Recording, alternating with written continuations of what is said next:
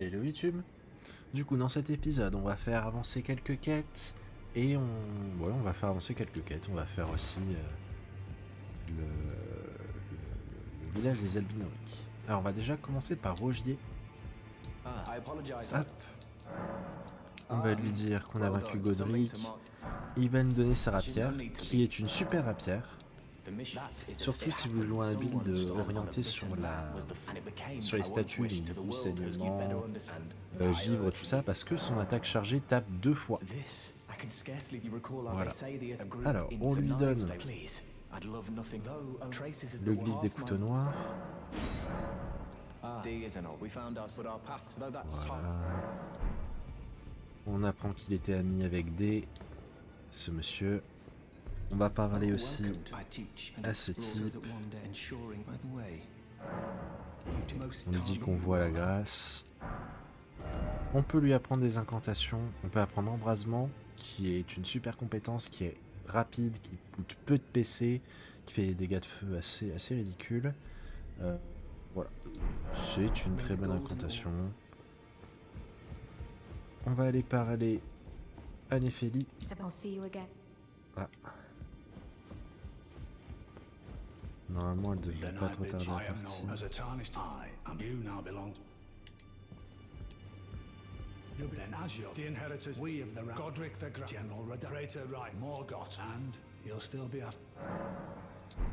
Ok.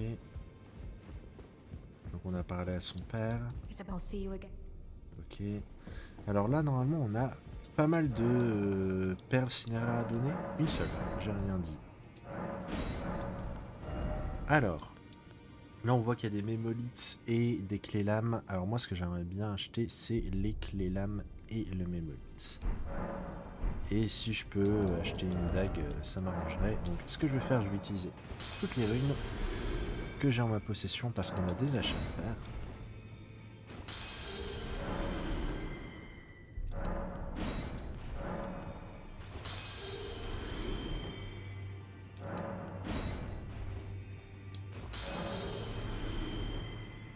Et c'est des petites emplettes qui vont coûter un bras.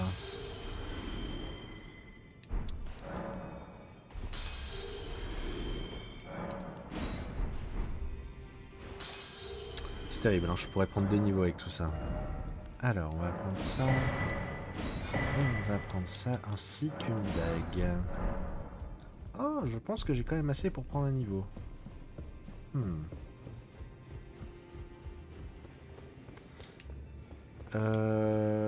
va...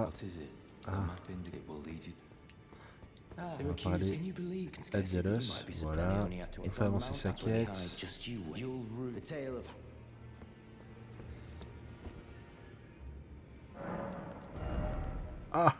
Ah, c'est triste.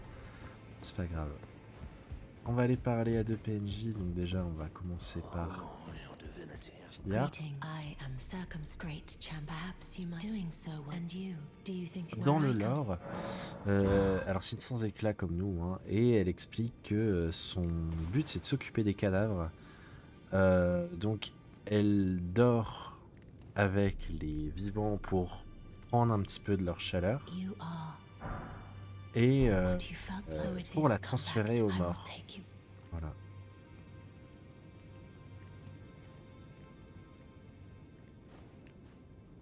Donc voilà, on lui fait un câlin, elle nous donne la bénédiction du baldaquin.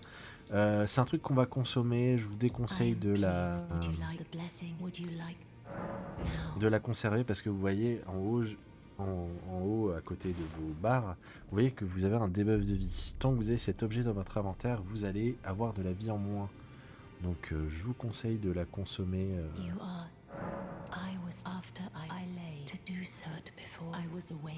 Le plus rapidement possible. Voilà, elle vous parle du glyphe des couteaux noirs, mais on l'a déjà trouvé, on l'a même donné à Rogier. Voilà, elle nous dit où ça se trouve, sauf que on est un petit peu plus efficace qu'elle ne le pense.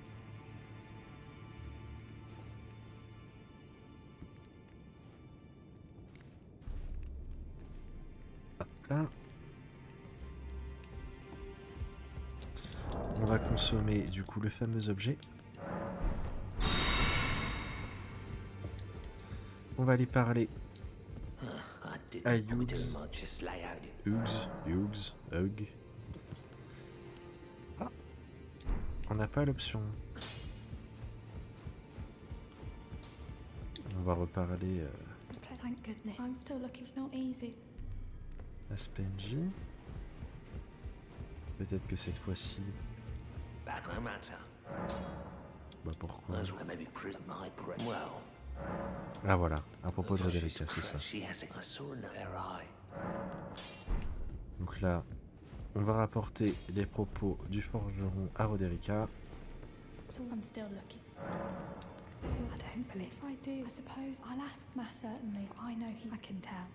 Grâce à elle, donc on va reparler au forgeron.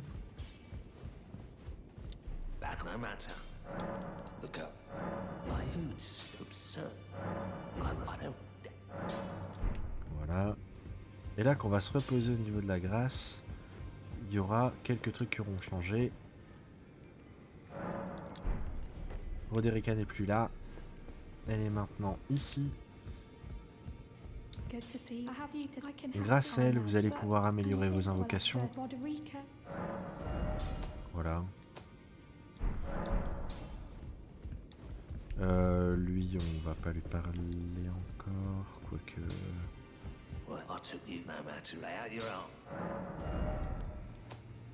Je pense que je vais améliorer le grand espadon.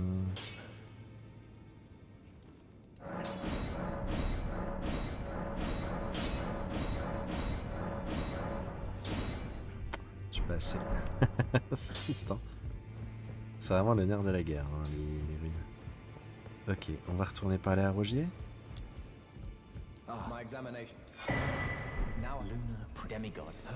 Là, il nous demande d'aller enquêter sur Annie.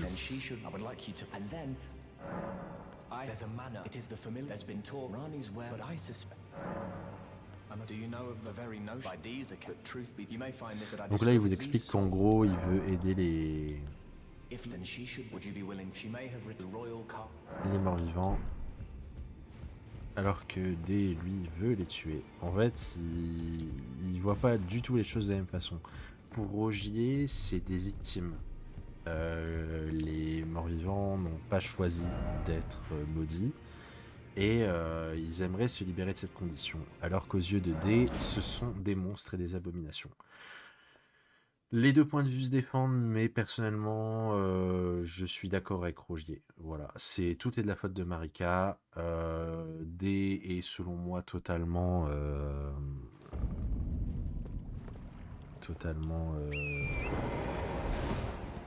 aveugle. Marika a retiré la rune de la mort du cercle d'Elden. Et de ce fait, les gens ne peuvent plus mourir. C'est pour ça qu'à chaque fois qu'on se repose à une grâce, les ennemis réapparaissent. Les gens ne peuvent plus mourir. Nous non plus d'ailleurs, les sans éclat non plus. Sauf s'ils sont tués par un autre sans éclat. Mais on est une exception.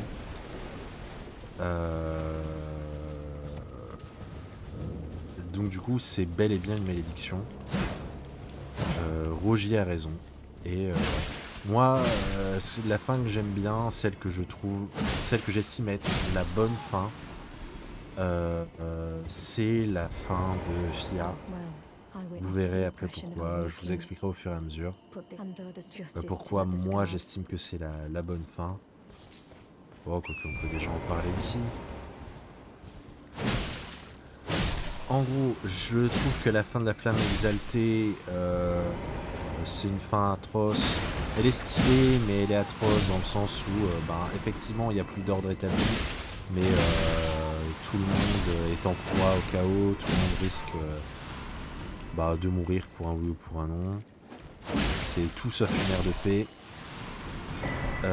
L'âge des étoiles est une fin douce amère dans le sens où elle donne aux gens la liberté, aux habitants de l'Entreterre la liberté. Ils s'émancipent enfin de toute ingérence extérieure, ils sont libérés des divinités et récupèrent leur libre arbitre. Le problème c'est que le monde est dans un très très très mauvais état, donc du coup ok, ils sont libres mais ils doivent se démerder avec le monde dans l'état dans lequel il est. Donc c'est une fin douce amère, dans le sens où la liberté est une valeur importante.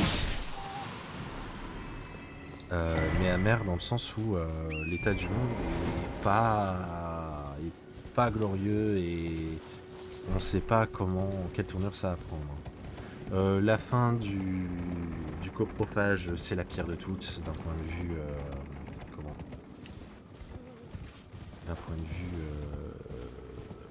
avenir, dans le sens où tout le monde va mourir, tout le monde devient maudit.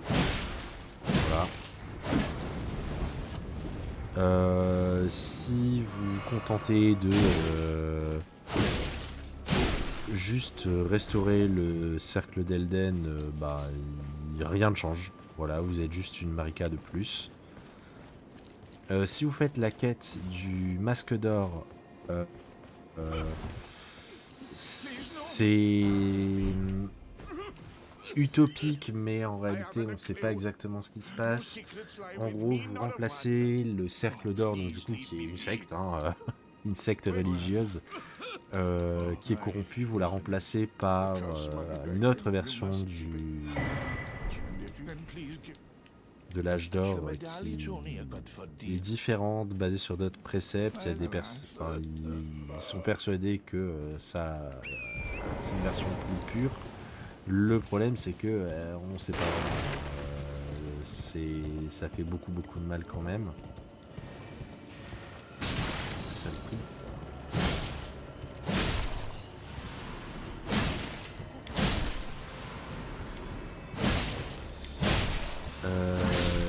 Il y a également comme fin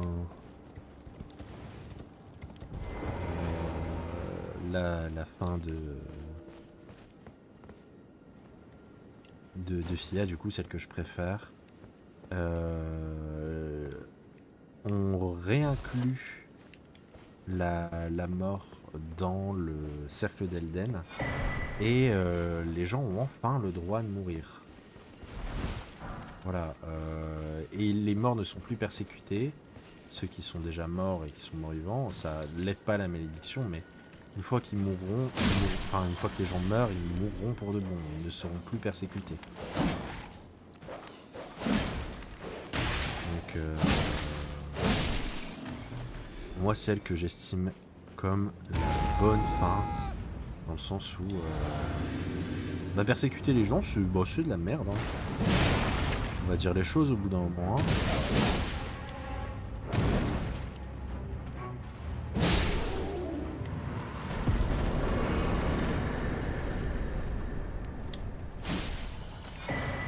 Voilà. Donc on récupère un talisman, le talisman à nœud du creuset. Ça va réduire les dégâts que vous subissez à la tête. Ça n'a pas trop d'intérêt. Alors maintenant qu'on a fait ça, on va retourner à la table de la grâce. Et on va se faire envahir instantanément.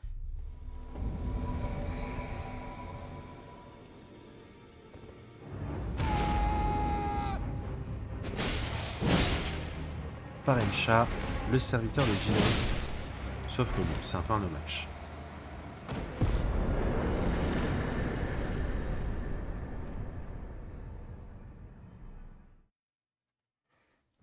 Voilà. On récupère son arme, c'est une arme de pugilat qui est pas terrible, on peut même pas changer sa cendre. On récupère l'armure d'Encha, on va peut-être s'en équiper d'ailleurs. Elle est un peu plus légère, mais je pense que je pourrais m'équiper de la totalité de l'armure. Voilà. C'est une armure qui vous soigne lorsque vous avez atteint un certain... Pourquoi j'ai ce halo en continu? Non, ça devrait pas être le cas. Peut-être un bug visuel.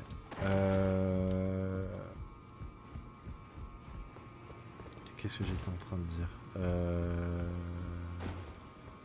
Ouais, elle vous soigne lorsqu'il vous reste 20% de points de vie. Bon, c'est une armure qui est correcte. C'est pas la meilleure. Elle est correcte. Ensuite, il nous reste un donjon à faire. Et je pense qu'après ça, ce sera la fin de l'épisode. J'ai fait beaucoup d'épisodes d'une demi-heure, je vais essayer de réduire un petit peu pour pas que ça soit trop long non plus.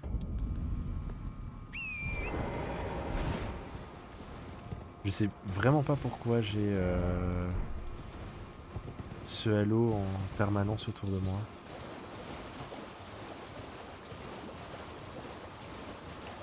C'est assez étrange. Parce que ça, normalement, c'est le signe distinctif qui montre que vous êtes en train de régénérer votre santé. Justement, quand il vous reste 20% de votre vie. Ce qui n'est pas mon cas.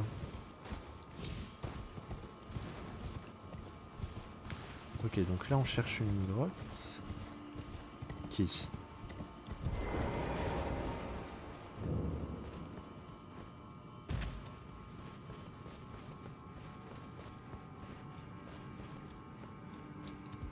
On prend la graisse.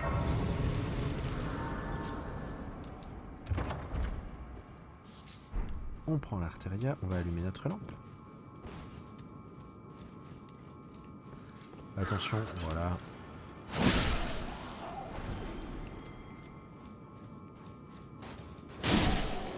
Ça va être rempli de semi-humains ici.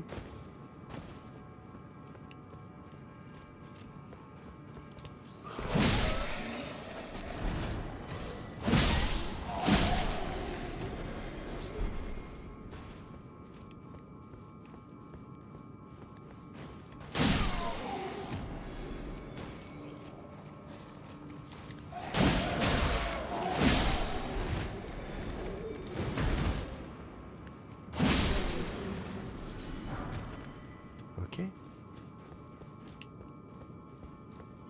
Ici on va affronter... Il y en a qui sont planqués. Il y en a un ici. Il y en a un qui est caché derrière les caisses. Donc méfiez-vous.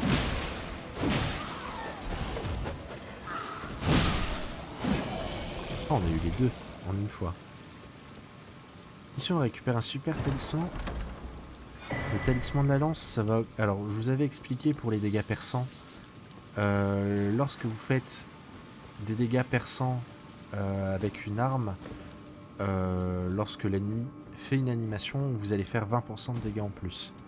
Le talisman de la lance, ça va augmenter encore plus ses dégâts. Donc, c'est un très très bon talisman si vous jouez avec une rapière ou une lance, ou avec une hallebarde qui a un moveset qui pique.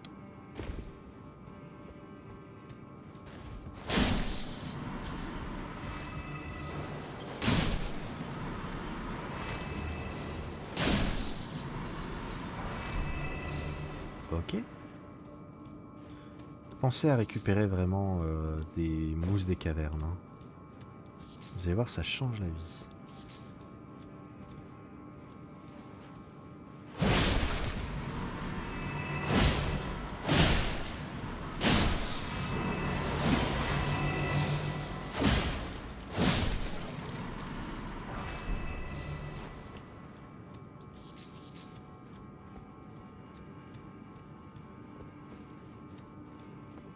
On va cesser tomber. Il va encore y avoir des escargots. Encore une pierre de forge 4, pierre de forge 2. Il y a 3 escargots.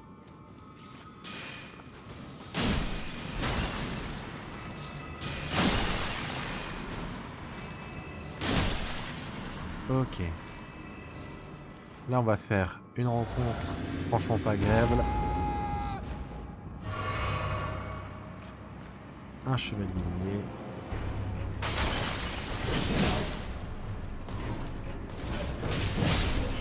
Voilà. Bon, à ce stade de la partie, c'est plus trop un souci.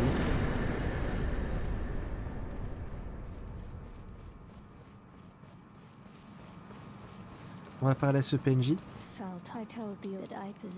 Alors, si vous avez joué à Baldur's Gate, vous reconnaissez la voix. C'est la voix de Jennifer English, du coup, qui joue Ombrecker.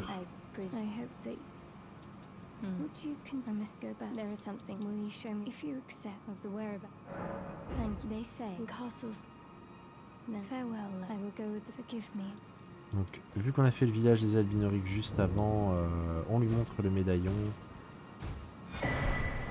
Et on accepte de l'accompagner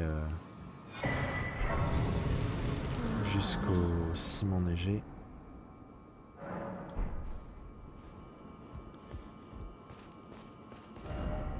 Donc on s'est occupé de toute cette partie-là. On a fait le village des Albinoriques. Ce que je vais faire, je vais retourner à la table de la grâce. Je vais continuer à améliorer le grand espadon. Je pense que je peux l'améliorer jusqu'à plus 13.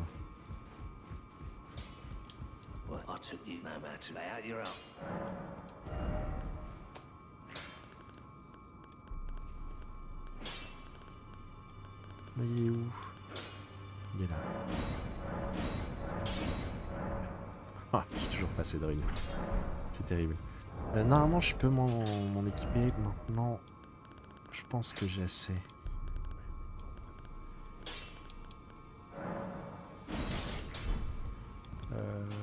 Ah ouais?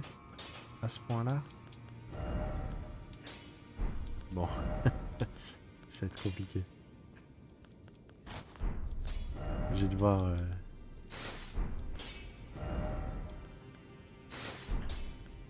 Je pensais pas que ça serait à ce point-là.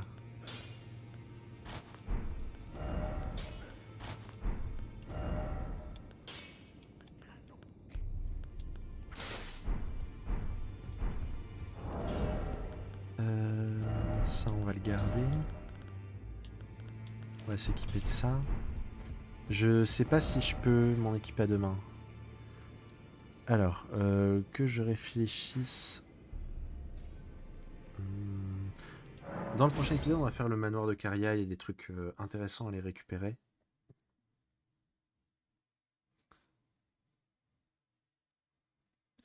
On n'ira pas faire la quête de Rani tout de suite. Alors, est-ce que je fais en équipe à demain? Oui. Ça y est. On va changer l'affinité. On va la mettre en affinité lourde pour l'instant.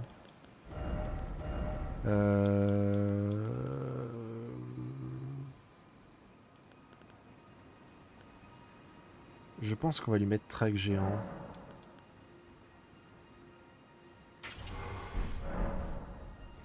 C'est une cendre de guerre qui est pas mal et qui peut trivialiser beaucoup d'ennemis. Bon, on va s'arrêter là pour cet épisode. Dans le prochain épisode... Ah, quoique, avant de faire ça... Ouais, si, on va faire ça, on va faire ça. Dans le prochain épisode, du coup, on va s'attaquer au manoir de Caria. Je vous fais des bisous YouTube et je vous dis à la prochaine.